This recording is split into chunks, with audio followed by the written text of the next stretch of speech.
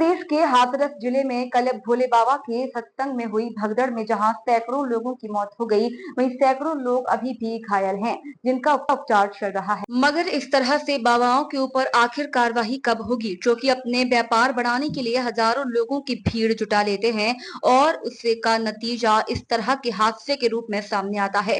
हालांकि योगी सरकार पूरी तरह से मृतक और घायल के परिजनों के साथ है, मगर सवाल ये जरूर बनता है कि इस तरह के कार्यक्रम कहां तक उचित है। वहीं हाथरस के आज घायलों के हालचाल जानने आए मुख्यमंत्री जी ने हाथरस पहुंचकर घटना स्थल का भ्रमण किया और संयुक्त जिला चिकित्सालय पहुंचकर भर्ती मरीजों का हालचाल जाना, जिसके बाद रिजर्व पुलिस लाइन में मीडिया प्रतिनिधियों से भी बातचीत करते हुए बोला कि घटना के सभी पहलुओं पर हाईकोर्ट की रिटायर्ड जज की अध्यक्षता में जुडिशियल जांच कराई जाएगी। ड्यूटी पर तैनात रही महिला कांस्टेबल से मुख्यमंत्री ने बातचीत कर घटना के बारे में जानकारी प्राप्त की तो दुर्घटना में घायल व्यक्तियों को प्रदेश एवं केंद्र सरकार की ओर से 1-1 लाख रुपए तथा मृतकों के परिवारजनों को 4-4 लाख रुपए की सहायता राशि के रूप में दिए जाने की घोषणा की। आपको बता दें कि उत्तर प्रदेश के माननीय मुख्यमंत्री श्री योगी आदित्यनाथ ने जिला हाथरस की तहसील सिकंदरा राव में मंगलवार 2 जुलाई को सत्संग के दौरान मची भगदड़ में घायल व्यक्तियों का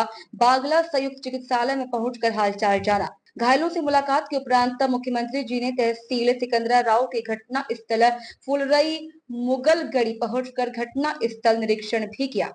वहीं प्रेस वार्ता के दौरान मुख्यमंत्री ने कहा कि जो घटना हुई है वह अत्यंत ही दुखद और दर्दनाक है।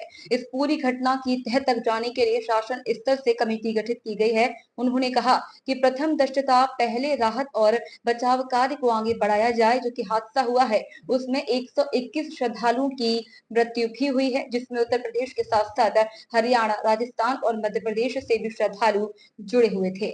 वहीं आपको बता दें कि दुर्घटना होने के तत्काल बाद प्रारंभिक रूप से पहले वहां पर मामले को दबाने का प्रयास किया, लेकिन जब उन्हें प्रशासन ने अस्पताल ले जाने की कार्यवाही की तो ज्यादातर सेवादार वहां से भाग गए। इस पूरे घटनाक्रम के लिए हम लोगों ने एडीजी आगरा की अध्यक्षता में एक एसआईटी टीम गठित की है, जिसने अपनी प्रारंभिक रिपोर्ट दी और इस घटना की तह तक जाने के लिए उनसे कहा गया है, जिन पर जांच होना बहुत आवश्यक है।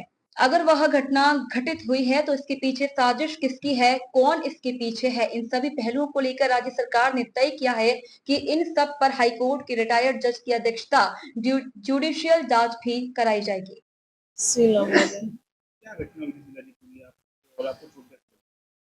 हमारी ड्यूटी वहीं पे थी, प्रोग्राम में मंच के सामने थी ड्यूटी, और जैसे प्रोग्राम समाप्त हुआ सारी भीड़ एक साथ निकली और थोड़ी थोड़ी करके निकलती तो आराम से निकल जाती, एक साथ निकली और उसमें महिलाएं बच्चे ज्यादा थे और महिलाएं वहां पे बच्चे को लेके जिनके गोद में बच्चा था वही ज्यादा गिरी है महिलाएं।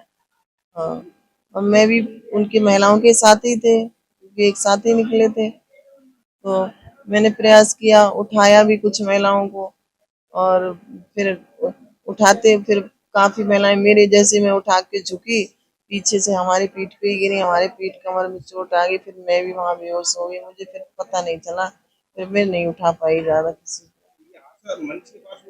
नहीं, बाहर हुआ मेन रोड पे, मैं गिरी थी, मैं मेन रोड पे गिरी थी, वही महिलाएं काफी संख्या में। नहीं, मंच आ गई थी, मंच निकलते निकलते मंच से प्रोग्राम समाप्त होने के बाद मेन रोड पे आ गई थी, वहीं पे गिरी। भीड़ अचानक आई या कुछ और वजह थी? भीड़ काफी थी, 1 लाख से ज्यादा ही होगी, कम नहीं होगी। हाँ, देखिए प्रशासन प्रथम दृष्टया ये मान के चलता है कि धार्मिक आयोजन है, उनके सेवादार इस प्रकार के आयोजनों की जिम्मेदारी अंदर से स्वयं निभाएंगे। और बड़े बड़े आयोजन होते हैं, ऐसा नहीं कि ना होते हो, सावधानीवश वहां पर फोर्स प्रशासन तैनात करता है, लेकिन आउटर रिंग में उनकी फोर्स होती है। अंदर अगर आप देखेंगे तो उनके स्वयंसेवक, सेवादार ही इस पूरे व्यवस्था का संचालन करते हैं, उनकी देखभाल करते हैं। और जहां पे भीड़ अनुशासित होती है धार्मिक और आध्यात्मिक श्रद्धा भाव के साथ लोग जहां आते हैं वहां पर भीड़ अनुशासित की रहती है। लेकिन जब वही कार्यक्रम निहित स्वार्थी तत्वों के हाथों का खिलौना बन जाता है तो वह अनुशासनहीनता का नजारा वहां पर भी देखने को मिलता है और इसका शिकार अंततः वह निर्दोष व्यक्ति होता है जो धार्मिक श्रद्धा के साथ उस आयोजन में भागीदार बनता है, क्योंकि उसको तो साजिश के बारे में पता नहीं होता है और वह अपनी उस श्रद्धा भाव के साथ आता है। लेकिन साजिश करने वाले लोग अपनी साजिश करके फिर वहां से चुपचाप खिसकने का प्रयास भी करते हैं। होना यह चाहिए था कि अगर हादसा था तो सेवादारों को वहां पर इस पूरी घटना को पहले तो अपनी व्यवस्था को सुदृढ़ करना चाहिए था और अगर सुदृढ़ नहीं कर पा रहे थे तो प्रशासन का सपोर्ट लेकर के हादसे के शिकार लोगों को हॉस्पिटल पहुंचाने की व्यवस्था करनी चाहिए थी, उपचार की व्यवस्था करनी चाहिए थी। इसका सबसे दूसरा जो पहलू ये है कि हादसा में लोग मरते गए और सेवादार उससे पहले वहां से खिसक करके भाग चुके थे और इसीलिए हम लोग इसकी तह में जाएंगे। और मैं इस बात के लिए आपको इस बात के लिए मैं कह रहा हूं ना कि मैंने इसीलिए जुडिशियल कमीशन के बारे में राज्य सरकार ने इसको तय किया है। हम इसके तहत निष्कर्ष पर आएंगे और इस प्रकार के बड़े बड़े आयोजन हम लोग करते रहे हैं लेकिन कहीं भी कोई इस प्रकार की चीजें नहीं आई है। और मुझे लगता है हम लोगों ने इस प्रकार के बड़े बड़े आयोजन हमेशा किए हैं, कुंभ जैसे बड़े आयोजन किए हैं, बड़े बड़े कार्यक्रम होते रहे हैं। लेकिन इसीलिए मैंने कहा कि इसकी तह में जाना आवश्यक है कि आखिर इसके पीछे कौन लोग इसके लिए जिम्मेदार हैं। दूसरा, राज्य सरकार ने और केंद्र सरकार ने देखिए कि एफआईआर एप्लीकेशन परमिशन के लिए जिन लोगों ने दी थी, प्रथम दृष्टया पहले एफआईआर उनके खिलाफ होती है और इसके बाद फिर उसका दायरा बढ़ता है। ये सभी अन्य लोगों के दायरे में आएंगे, जो भी इसके लिए जिम्मेदार होंगे वो इसमें आएंगे। केंद्र और राज्य सरकार ने आर्थिक सहायता की भी घोषणा की है। जो निर्दोष लोग इस पूरे हादसे के शिकार हुए हैं उनके जो नाबालिग बच्चे हैं, जो स्कूल में पढ़ने वाले बच्चे हैं, उनको हम उत्तर प्रदेश मुख्यमंत्री बाल सेवा योजना के अंतर्गत उन बच्चों की पढ़ाई की व्यवस्था हम लोग राज्य सरकार से करवाएंगे।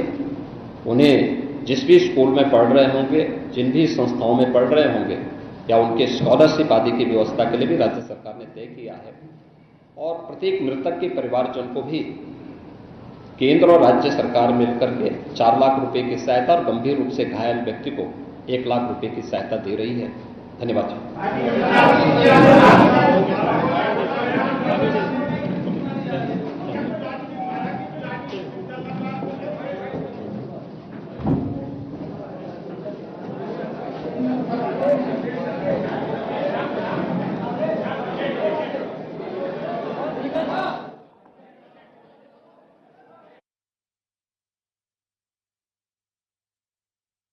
ये जिम्मेदारी पूरी तरीके से सरकार, योगी सरकार की है और योगी सरकार विफल है, जिन्होंने आज हम लोग छोटे छोटे कार्यक्रम करते हैं उसके परमिशन के लिए इतने नियम कानून लगे होते हैं।